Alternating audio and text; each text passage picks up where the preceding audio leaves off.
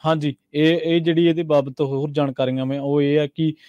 Sheriff office ਨੂੰ ਜਾਣਕਾਰੀ ਮਿਲੀ ਸੀ ਕਿ ਕੋਈ ਬੰਦੇ ਦੀ ਕਾਰ ਫਸ ਗਈ ਹੈ ਫਲੱਡ ਦੇ ਵਿੱਚ, ਤੇ ਜਦੋਂ ਉਹ ਉੱਥੇ ਰਿਸਪੌਂਡ ਕਰਨ ਗਏ ਫਰੈਜ਼ਨੋ ਕਾਉਂਟੀ ਦੇ ਹੀ ਇਹ ਬੰਦਾ ਦੱਸਿਆ ਗਿਆ, ਤੇ ਉਹਦੀ ਪਰ ਉਹਨੂੰ ਬਚਾਇਆ ਨਾ ਜਾ ਸਕਿਆ, ਤੇ ਉਹ ਦੱਸਿਆ ਜਾ ਰਿਹਾ ਕਿ ਉਹਦੀ 78 ਸਾਲ ਉਮਰ ਹੈ, ਤੇ ਪਿਕਅਪ ਟਰੱਕ ਦੇ ਨਾਲ ਉਹ ਜਿਹੜਾ ਫਸ ਗਿਆ ਸੀਗਾ। ਤੇ ਰੇਨ ਵਾਟਰ ਜਿਹੜਾ ਮੀਂਹ ਦਾ ਪਾਣੀ ਜ਼ਿਆਦਾ ਹੋਣ ਕਰਕੇ ਤੇ ਉੱਥੋਂ ਨਿਕਲ ਨਹੀਂ ਸਕਿਆ, ਤੇ ਇਸ ਕਰਕੇ ਉਹਦੀ ਜਿਹੜੀ ਆ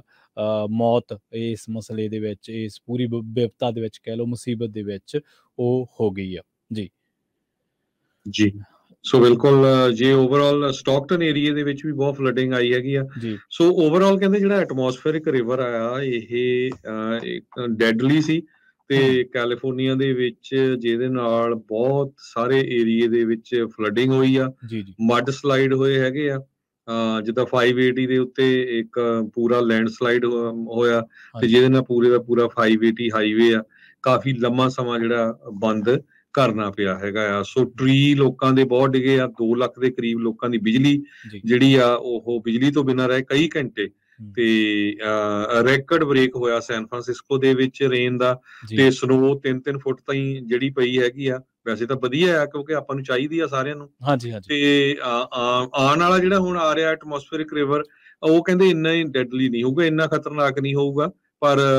ਮੀਂਹ ਜ਼ਰੂਰ ਪਊਗਾ। ਸੋ ਫਲੈਸ਼ ਫਲੱਡਿੰਗ ਸੈਕਰਾਮੈਂਟੋ ਏਰੀਏ ਦੇ ਵਿੱਚ ਬਹੁਤ ਜ਼ਿਆਦਾ ਹੋਈ ਹੈਗੀ ਆ, ਖਾਸ ਕਰਕੇ ਐਲਗਰੋ ਵਾਲੇ ਏਰੀਏ ਦੇ ਵਿੱਚ ਵੀ। ਜੀ ਇਸੇ ਤਰ੍ਹਾਂ ਨਾਰਦਰਨ ਕੈਲੀਫੋਰਨੀਆ ਦੇ ਜਿਹੜੇ ਪਾਣੀ ਦੇ ਸਰੋਤ ਨੇ, ਖਾਸ ਕਰਕੇ ਕੋਸਮੋਸ ਰਿਵਰ ਆ ਜਿਹੜਾ, ਉਹਦੇ ਵਿੱਚ ਇਹ ਅੰਦਾਜ਼ਾ ਲਾਇਆ ਜਾ ਰਿਹਾ ਹਰਜੋਤ ਸਿੰਘ ਜੀ ਕਿ ਉੱਥੇ ਜਿਹੜਾ ਪਾਣੀ ਦਾ ਲੈਵਲ ਆ ਉਹ 15.5 ਫੁੱਟ ਉੱਚਾ ਹੋ ਸਕਦਾ। ਮਤਲਬ ਇੰਨਾ ਕੁ ਪਾਣੀ ਜਿਹੜਾ ਉਹ ਪੈ ਗਿਆ ਵਾ, ਤੇ ਖਾਸ ਕਰਕੇ ਜਿਹੜੇ ਕੈਲੀਫੋਰਨੀਆ ਦੇ ਵੱਖ-ਵੱਖ ਹਿੱਸਿਆਂ ਦੇ ਵਿੱਚ, ਸੈਨ ਫਰਾਂਸਿਸਕੋ ਸਮੇਤ ਕਈ ਹੋਰ ਹਿੱਸਿਆਂ ਦਾ ਉਹਨਾਂ ਨੇ ਹਵਾਲਾ ਦਿੱਤਾ, ਜਿੱਥੇ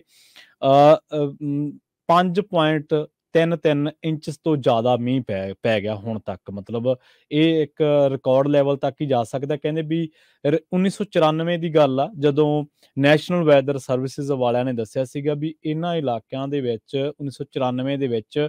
5.54 ਇੰਚ